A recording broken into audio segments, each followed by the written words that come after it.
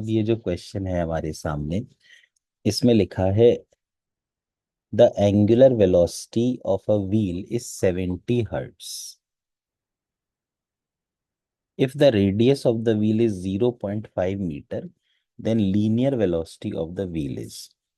अब हम जानते हैं कि एक फॉर्मूला होता है v is equal to R omega.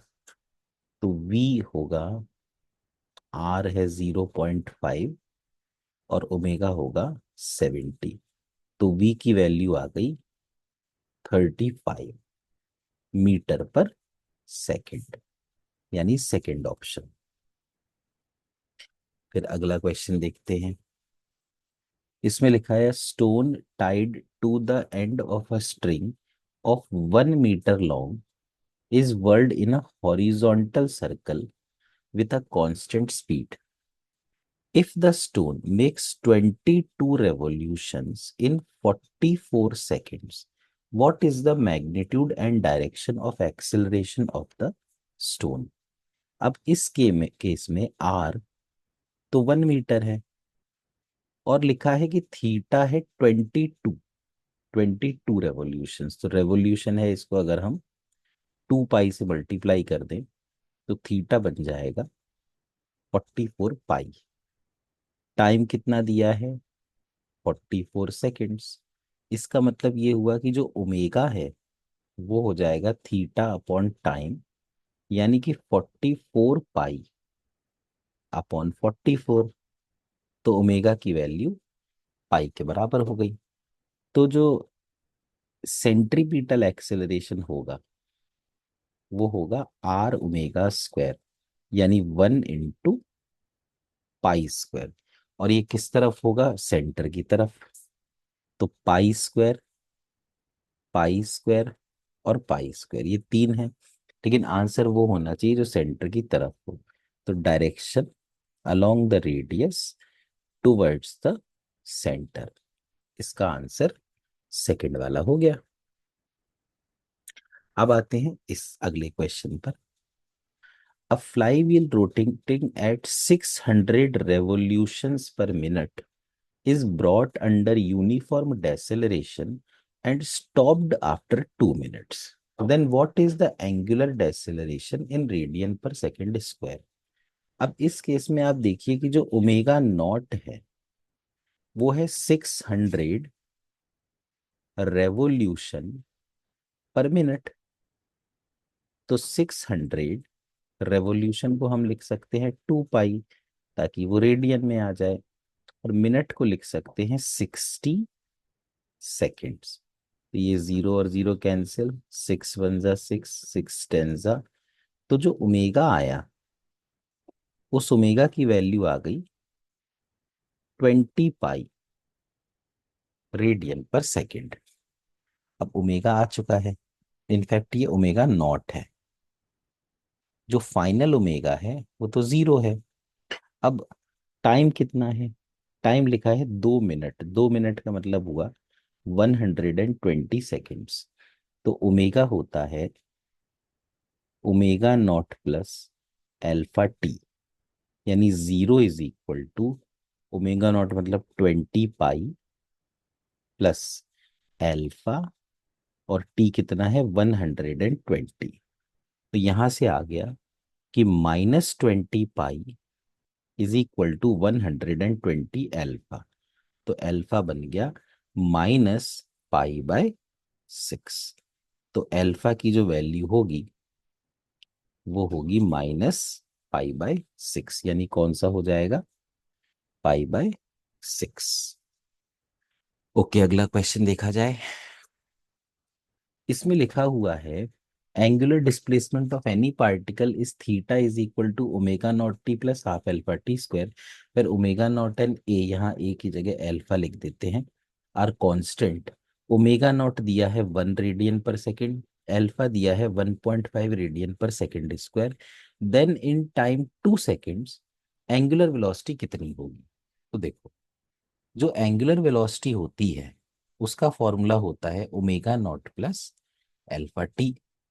अब ओमेगा हुआ, ओमेगा नॉट इन्होंने 1 दे रखा है, एल्फा इन्होंने दे रखा है 1.5। और टी इन्होंने दे रखा है 2, तो ओमेगा बन गया 1+1.5 × 2 यानी 3। तो ओमेगा हो गया 4 रेडियन पर सेकेंड। तो ये आंसर आ गया 4 रेडियन पर second. Next question, the angular acceleration of a particle moving along a circular path with a uniform speed कितना होगा? देखो, अगर मान लो स्पीड कांस्टेंट है तो स्पीड तो आर ओमेगा होती है, इसका मतलब कि ये भी कांस्टेंट है, इसका मतलब ओमेगा भी कांस्टेंट है। और अगर ओमेगा कांस्टेंट है तो अल्फा जो होता है वो D omega by D T होता है, तो कांस्टेंट का डिफरेंशिएशन होता है 0। इसलिए इसमें जो एंगुलर एक्सेलरेशन होगा वो हो जाएगा 0। अगला क्वेश्चन देखते हैं। इसमें लिखा है body is revolving with a constant speed along a circle, इसका मतलब this is uniform circular motion. If its direction of motion is reversed, अगर मान लो उसका डायरेक्शन ऑफ मोशन उल्टा कर दिया जाए, यानी पहले वो मान लो अगर ऐसे रोटेट कर रही थी, बाद में वो अपोजिट डायरेक्शन में रोटेट करने लगे, तो वो पूछ रहे हैं कि बताइए क्या होगा। Centripetal force will not suffer any change in magnitude. देखो सेंट्रीपिटल फोर्स तो mv² बाय r के बराबर है, तो अगर मास वही रहा, स्पीड वही रही, रेडियस वही रहा, तो सेंट्रीपिटल फोर्स नहीं बदलेगा। बिल्कुल सही है ये वाला। The centripetal force will have its direction reversed. देखिए सेंट्रीपिटल फोर्स जो है वो सेंटर की तरफ होता है, चाहे पार्टिकल क्लॉकवाइज घूमे चाहे एंटी क्लॉकवाइज घूमे, वो तो हमेशा सेंटर की तरफ है। तो इसलिए जो ये लिखा है will have its direction reversed, ये गलत हो गया। The centripetal force will not suffer ना, ठीक है, will have its direction reversed, okay, direction reversed गलत हो गया। और जो सी लिखा है कि centripetal force will not have it's, the centripetal force will not suffer any change in direction, ये सही है। अब लिखा है सेंट्रीपिटल फोर्स इज डबल्ड, ये तो गलत है क्योंकि सेंट्रीपिटल फोर्स तो वही रहेगी। तो इसलिए आंसर आना चाहिए ए एंड सी, ये आ जाना चाहिए। ठीक है ना। चलो नेक्स्ट क्वेश्चन देखते हैं। लिखा है A C A R and A T represent radial and tangential acceleration. The motion of the particle will be uniform circular motion if. देखो यूनिफॉर्म सर्कुलर मोशन की जो कंडीशन होती है यूनिफॉर्म सर्कुलर मोशन की, वो होती है कि सेंट्रीपिटल एक्सेलरेशन नॉन जीरो और टेंजेंशियल एक्सेलरेशन जीरो। ऐसा कौन सा ऑप्शन होगा जिसमें सेंट्रीपिटल तो है, ये भी हो सकता है और ये भी हो सकता है, पर टेंजेंशियल जीरो है, तो answer will be third. Next question, in uniform circular motion the velocity vector and acceleration vector are. अब देखिए हम एक यूनिफॉर्म सर्कुलर मोशन यहां बनाते हैं, ये एक सर्कल है, इस सर्कल में मान लीजिए हम एक पार्टिकल जो है वो यहां कहीं है और ये है सेंटर। तो अगर हम रेडियस वेक्टर बनाए तो वो रेडियस वेक्टर ऐसा होगा, है ना, आर वेक्टर। अगर हम वेलोसिटी वेक्टर बनाए तो जो वेलोसिटी वेक्टर होगा वो कुछ इस तरह का होना चाहिए, इस तरह का, ये हो गया वी वेक्टर। अगर हम एक्सेलरेशन वेक्टर बनाए, भाई obviously there is only centripetal acceleration, तो सेंट्रीपिटल एक्सेलरेशन वाला वेक्टर ऐसे ग्रीन कलर से बना दिया मैंने, ये होगा ऐसा। तो अब आप ये देखिए कि जो वेलोसिटी वेक्टर है और जो एक्सेलरेशन वेक्टर है ये एक दूसरे के परपेंडिकुलर हैं, तो इसका सही आंसर हो जाएगा परपेंडिकुलर टू ईच अदर। चलो अगला क्वेश्चन देखा जाए। इसमें लिखा है कि a string of length 10 centimetre breaks if its tension exceeds 10 newtons. अगर टेंशन 10 न्यूटन से ज्यादा हो जाए तो वो टूट जाती है। A stone of mass 250 gram tied to this string is rotated in a horizontal circle. Horizontal circle में घूम रही है स्ट्रिंग, ठीक है, ये ध्यान देने वाली बात है। मतलब इस तरह से, ऐसे, ये है सेंटर, ये है, ऐसे घूम रही है। अब देखिए इसमें जो टेंशन लगेगी वो टेंशन कुछ ऐसी होगी, ऐसी। तो ये जो टेंशन है, इस टेंशन की वैल्यू होनी चाहिए एम आर ओमेगा स्क्वायर।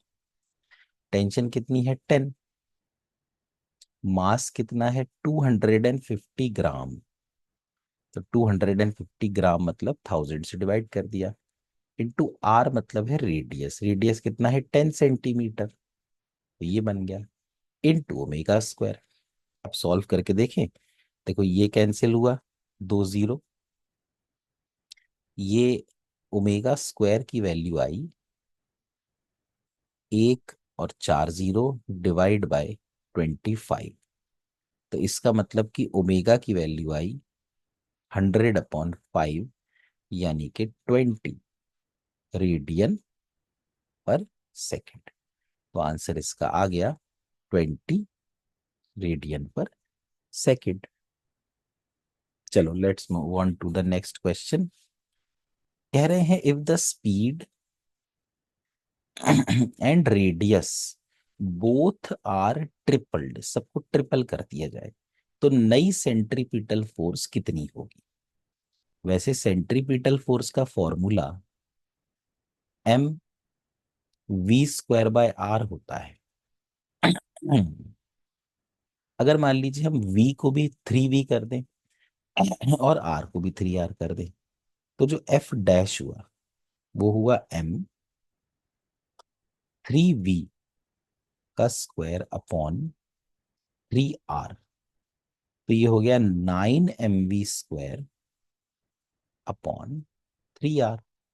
अब ये कैंसिल हुआ तो f डैश की वैल्यू आई 3mv स्क्वायर अपॉन r, यानी कि ये आ गया 3f। मतलब कि जो फोर्स होगी it will be triple of its previous value. अगला क्वेश्चन देखते हैं। इसमें लिखा है string of length 0.1 metre cannot bear a tension more than 100 newton. It is tied to a body of mass 100 gram and rotated in a horizontal circle. The maximum angular velocity will B.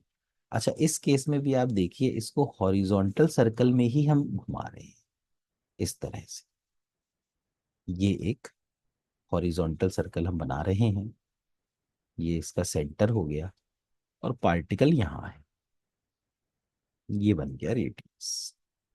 अब ये इस तरह से घूम रहा है। जब ये ऐसे घूम रहा है तो इस पर जो फोर्स लगेगी वो इस तरफ लगेगी, सेंट्रीपिटल फोर्स। और ये फोर्स होनी चाहिए एम आर ओमेगा स्क्वायर। तो फोर्स कितनी है 100, मास कितना है 100 ग्राम, 100/1000, आर कितना है 0.1 और ओमेगा स्क्वायर। अब ये पॉइंट हटा देते हैं तो ये देखिए ये 2 0 कैंसिल। तो ओमेगा स्क्वायर की जो वैल्यू आ गई वो 10,000 आ गई। इसका मतलब ओमेगा की वैल्यू 100 आ गई। तो ओमेगा आ गया 100 रेडियन पर सेकेंड। चलो let's move on to the next question. अब देखिए अगला सवाल। The radius of the circular path of a particle is doubled, but the frequency of rotation is kept constant. If the initial centripetal force is F, then the final value of centripetal force will be, देखिए जो centripetal force है वो होती है mass into centripetal acceleration, और centripetal acceleration का एक formula होता है 4 pi square r f square. मतलब आप खुद देख सकते हैं कि centripetal force is directly proportional to radius. Frequency constant है, मास कांस्टेंट है, तो इसका मतलब अगर रेडियस को डबल किया तो जो सेंट्रीपिटल फोर्स है वो भी डबल हो जाएगी, यानी कि एफ डैश जो आया वो आ गया 2 times F.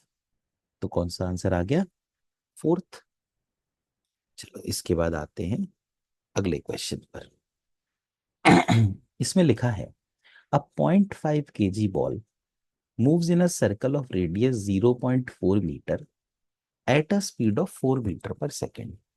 The centripetal force on the ball is, बहुत ही आसान सवाल है। F क्या होता है? mv² by r होता है।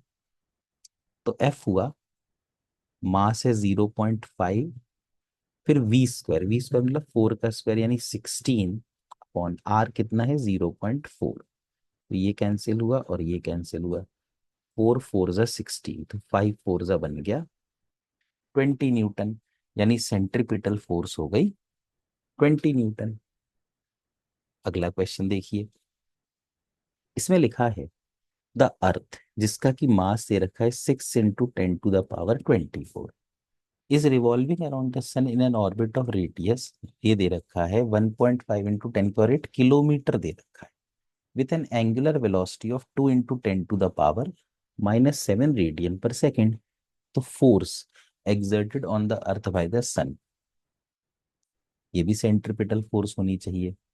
तो सेंट्रीपिटल फोर्स का फॉर्मूला जैसा कि हम जानते हैं mr⁻² हो जाएगा, तो F बन जाएगा। अब देखिए मास कितना है, 6 × 10⁻24। रेडियस कितना है 1.5 × 10⁸ की जगह मैं यहाँ लिख रहा हूँ 11। क्यों 11 लिख रहा हूँ? क्योंकि यहाँ किलोमीटर में था और मुझे मीटर में चाहिए। इंटू ओमेगा², अब ओमेगा है 2 × 10⁻⁻7, तो स्क्वायर करोगे तो 4 × 10⁻⁻14 आएगा। तो यहां से F बन गया 4 × 1.5, 6 होता है, 6 × 6 होता है 36, इंटू 10⁻24, -14 हो गया 10, 10 + 11 हो गया 21 न्यूटन्स। तो आंसर आ गया 36 × 10⁻21 न्यूटन। इसके बाद अगला क्वेश्चन देखिए आप, a 500 kg car takes a round turn of radius 50 metre with a speed of 36 kilometre per hour, तो सेंट्रीपिटल फोर्स बताओ। अब देखो जो सेंट्रीपिटल फोर्स है, अगेन उसका फॉर्मूला हम जानते हैं mv²/r। तो मास है 500 और v कितना है 36 इंटू 5/18, इसका square whole divide by r. अब आर कितना है 50, तो एफ सी आ गया। देखिए 50 और 500 ये कैंसिल हो गया तो 10 आ गया, 18 1 जा 18 2 जा, तो 10 इंटू 5 2 जा 10 का स्क्वायर हो गया 100, यानी कितनी फोर्स चाहिए 1000 न्यूटन की फोर्स चाहिए। तो इसका आंसर हो जाएगा second. Okay, after this a motorcycle driver doubles his velocity while he is taking a turn. Force exerted towards the center will become, देखो again they are asking about the centripetal force, ये क्या होती है mv²/r, यानी force is directly proportional to velocity का square. तो यदि velocity को डबल कर दिया जाए तो फोर्स जो है वो 2 का स्क्वायर यानी 4 गुना हो जानी चाहिए। तो इसका आंसर क्या आ जाना चाहिए 4 टाइम्स। ठीक है, अगला क्वेश्चन देखा जाए। The force required to keep a body in uniform circular motion is. अगर हम किसी बॉडी को यूनिफॉर्म सर्कुलर मोशन में रखना चाहते हैं तो कौन सी फोर्स लगानी पड़ती है? ऑब्वियसली सेंट्रीपिटल फोर्स लगानी पड़ती है। ठीक, अब देखते हैं।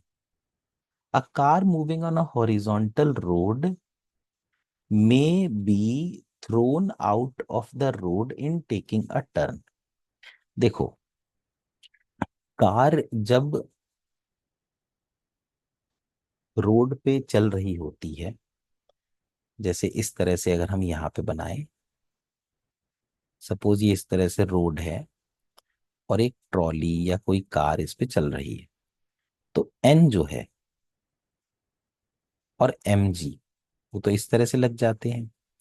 अब फ्रिक्शन जो है, static friction between the tyres and the road, वो स्टैटिक फ्रिक्शन ही सेंट्रीपिटल फोर्स देता है। तो अगर ये स्टैटिक फ्रिक्शन इतना सफिशिएंट नहीं हुआ तो फिर ये इसको बाहर की तरफ जाने से नहीं रोक पाएगा। इसलिए अगर सेंट्रीपिटल फोर्स कम हुई, मतलब कि फ्रिक्शन कम हुआ, इसको हम फ्रिक्शन भी कह सकते हैं, तो ये बाहर की तरफ चली जाएगी। ठीक है, अब इसको देख लिया जाए। Let theta denote the angular displacement of a simple pendulum oscillating in a vertical plane. If the mass of the bob is m, then the tension in the string is mg cos theta। कब? देखो, theta is the angular displacement. अब होता क्या है, ये जो pendulum है, जैसे अगर हम लोग यहाँ पर, जैसे ये तो बिल्कुल वर्टिकल लाइन हो गई, और मान लीजिए अगर पेंडुलम थोड़ा सा ऐसा है, ऐसा,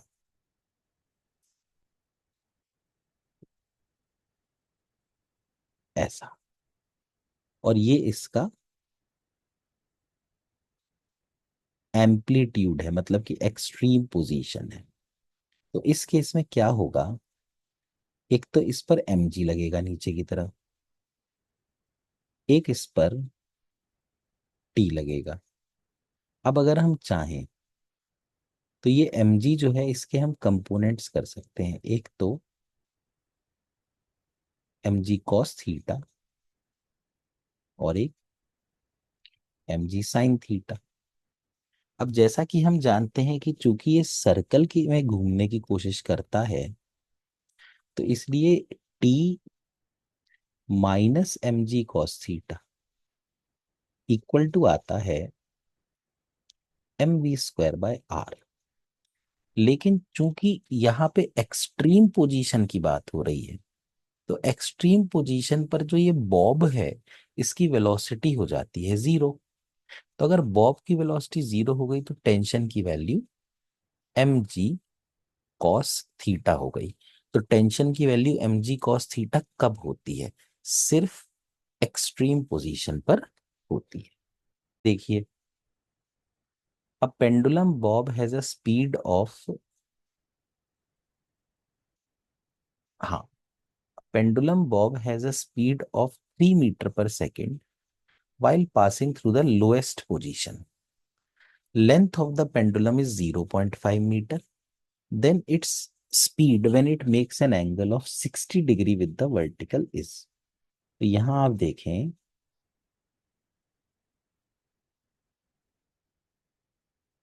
ये तो वर्टिकल लाइन है,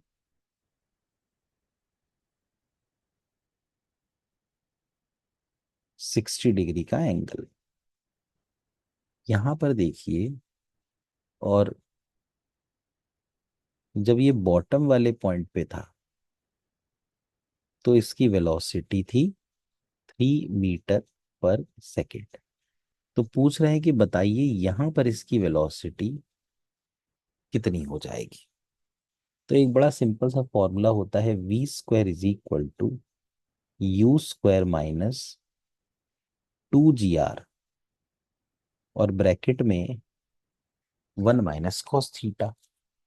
तो यहाँ पे हम इसी फॉर्मूले को यूज करते हैं, v square is equal to u square minus 2 g r. Length कितनी है 0.5, और साथ में 1 - cos 60।